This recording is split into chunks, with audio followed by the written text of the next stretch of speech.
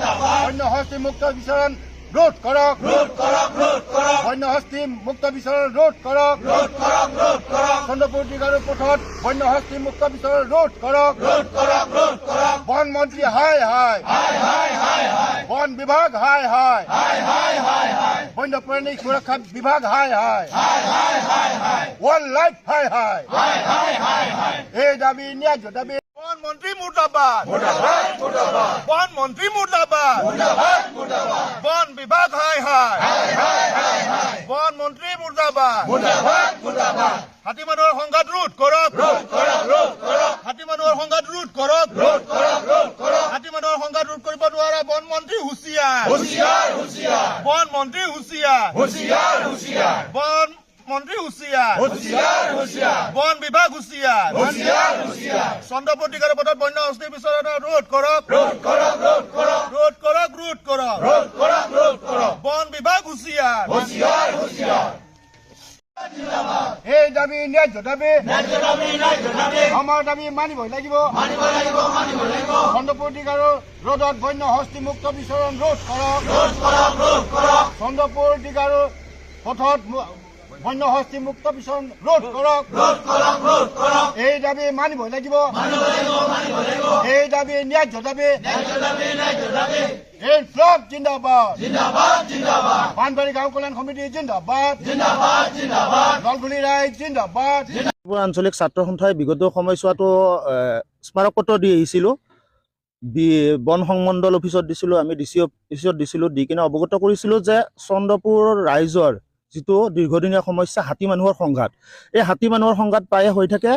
বিগত কেইদিনমানৰ আগতে এজন মানুহক হাতীয়ে মহতিয়ালে তাৰ বাবে আমি দিব যাওঁতে বিট অফিচাৰে আমাক ক'লে যে এইটো মোৰ নহয় এতিয়া বন সুৰক্ষা বাহিনী আছে এনেকুৱাকৈ তোমালোকে বুন্দাত যাবা আমচিঙৰ তাৰ ৰাস্তাটোৰ ওচৰত আছে তোমালোকে কথাখিনি পাতিবা আমি ক'লোঁ যে তেখেতে কৈছে মোৰ হাতত ষ্টাফ নাই প্ৰথমতে মই ক'ব খোজোঁ বন বিভাগ ইয়াতে ব্যৰ্থ হৈছে বন মন্ত্ৰী ব্যৰ্থ হৈছে যিহেতু আপোনালোকে আহোঁতে দেখাই পাইছে যিটো আমাৰ বিট অফিচ আছে বিট অফিচত 3জন কৰ্মচাৰী এটা অফিচ চলাবলৈ 3জন কৰ্মচাৰী থাকে নেকি আৰু বন্যপ্ৰাণী সুৰক্ষা আপোনালোকে অফিচত যাই কিনে চাব সুৰক্ষা কৰ্মী কেইজন আছে ষ্টাফ কেইজন আছে পোনপ্ৰথমে মই চৰকাৰক আহ্বান জনাম যে আমাক সুৰক্ষা কৰ্মী দিব লাগে বন বিভাগৰ যিকেইটা অফিচ আছে এই অফিচকেইটাত সুৰক্ষা কৰ্মীৰ লগতে গাড়ী পৰ্যাপ্ত পৰিমাণে গাড়ী সুবিধা কৰি দিব লাগে যিটো হাৰত আমাৰ হাতী মানুহৰ সংঘাত হৈ থাকে এই হাতী মানুহৰ সংঘাতটো ৰোধ কৰাৰ কাৰণে বন বিভাগ ব্যৰ্থ হৈছে এইটো কাৰণতে কম তেওঁলোকক আমি এখন স্মাৰক পত্ৰ দিওঁ তেওঁলোকে স্মাৰক পত্ৰখন থৈ দিয়ে ওপৰলৈ নপঠিয়ায় তেওঁলোকে কিহৰ কাৰণে নপঠিয়ায় আমি নাজানো ইয়াৰ আগতেও তেনেকুৱা বহু ধৰণৰ এনেকুৱা ঘটনা ঘটি গ'ল আমি নিজে লাজ পাওঁ যে চন্দ্ৰপুৰ অঞ্চলত এতিয়া বহু মানুহ আহে দুখনে অভয়াৰণ্য আছে আমচিং অভয়াৰণ্য আৰু পবিতৰা অভয়াৰণ্য তেওঁলোকে কামৰূপ মহানগৰ জিলাৰ ওচৰতে গাতে লাগি থকা মহানগৰ বুলি কোৱা যায় নামত মহানগৰ কিন্তু কামত নাই সুৰক্ষা কৰ্মী নাই মানুহক সুৰক্ষা দিব পৰা নাই এই পথৰে আমাৰ সঘনাই ছাত্ৰ ছাত্ৰীৰ পৰা আদি কৰি ৰাজহুৱা কৰ্মচাৰী অহা যোৱা কৰে এতিয়া প্ৰত্যেকৰে কি হৈছে ভয় এটা সোমাই গৈছে যে হাতী মাৰিব নেকি অহা যোৱা কৰোঁতে আমাক হাতী মাৰিব নেকি ৰাতি কেতিয়া ঘৰ পাম এটা চিন্তা বহুতে চিন্তাত মানে অতিষ্ঠ হৈ পৰিছে মই চৰকাৰক দাবী জনাম অতি শীঘ্ৰে ইয়াৰ সমাধান কৰিব লাগে নহ'লে ৰাইজৰ লগত আমি ইয়াতকৈ ভয়াৱহ আন্দোলন কৰিবলৈ কাৰ্য হ'ম আমাৰ ডাঙৰ সমস্যা এটা হৈছে পানবাৰী আৰু ডিগাৰু যিটো ৰাস্তা চন্দ্ৰপুৰ ডিগাৰু পথ সেইটো আচলতে গোটেইখিনি ৰাইজে জানে সেইটো হেৰিত আমাৰ যিটো এটা সংঘৰ্ষ চলি আছে আজি কিছুদিনৰ পৰা হাতীৰ আৰু বন্যহস্তীৰ ওপৰত আমাৰ পানবাৰী গাঁও বিচামাৰী নলঘুলি এনেকৈ কৰি ল'ৰা ছোৱালী ছাত্ৰ ছাত্ৰীসকল স্কুলত কলেজত অহা যোৱা কৰা চাকৰিয়ালবিলাকৰো অসুবিধা হৈছে কেইদিনমানৰ আগত আজি 1 মাহো হোৱা নাই মানুহ সেই বাকচ কাটি বুলি কয় সেইখিনি জেগাত এটা বন্য হাতীয়ে মৃত্যুৰ মুখত পৰিব লগা হৈছে তাৰ হেৰিত এয়া বিভাগীয় কৰ্তৃপক্ষই কিন্তু কোনো গুৰুত্ব দিয়া নাই আমাৰ বন্য বিভাগৰ ফালৰ পৰা তাৰ পিছদিনাখনে আৰু অন্য ব্যক্তিয়ে হাতীৰ লগত মুখামুখি সন্মুখীন হৈছিলে হওঁতে তেখেতক যেতিয়া জনালে সেইটো অতি দুখৰ কথা আমি অত্যন্ত বেয়া পাইছোঁ তেওঁলোকক ওচৰত তেওঁলোকেই আছে তেওঁলোকে আমাক সংৰক্ষণ কৰাৰ কাৰণে ৰাখিছে বিভাগীয় কৰ্তৃপক্ষই তেওঁলোকক জনাওঁতে কৈছে এইটোতো আমাৰ এৰিয়া নহয় আমি কোনো ৰিস্ক ল'ব নোৱাৰোঁ তেওঁ ৰিস্ক ল'ব নোৱাৰে জানো সঁচা কিন্তু কথাষাৰ তেনেকৈ ক'ব নালাগিছিলে সেই কথাষাৰ কোৱাৰ কাৰণে অত্যন্ত বেয়া পাইছোঁ বিভাগীয় কৰ্তৃপক্ষ এইটো সুযোগতে মই জনাইছোঁ চৰকাৰে যাতে এই ইহঁতৰ বিহিত ব্যৱস্থা কৰিব লাগে আমাৰ এই অসুবিধাখিনি সুবিধা কৰি দিব লাগে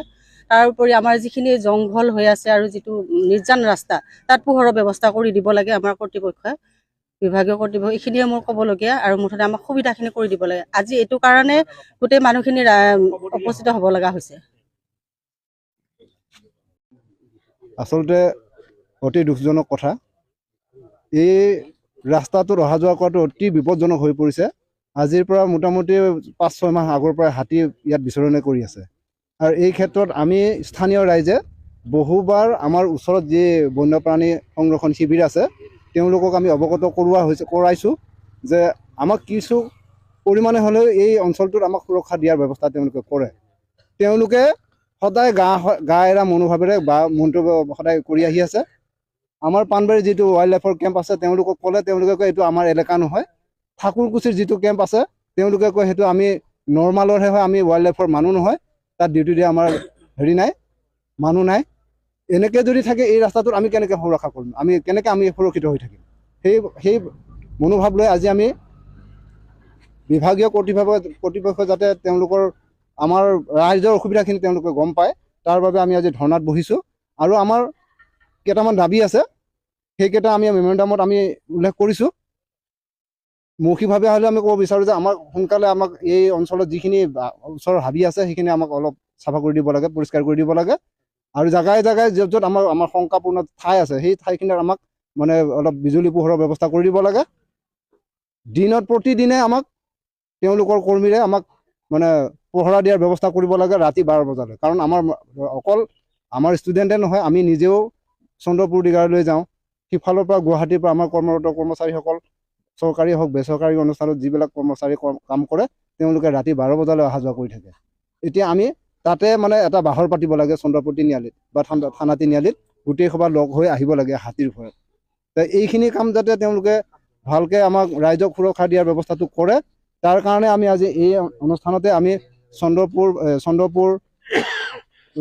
ছাত্ৰ সন্থা, ঠাকুৰকুছি গাঁও কল্যাণ কমিটি, আমাৰ 1 নম্বৰ 2 নম্বৰ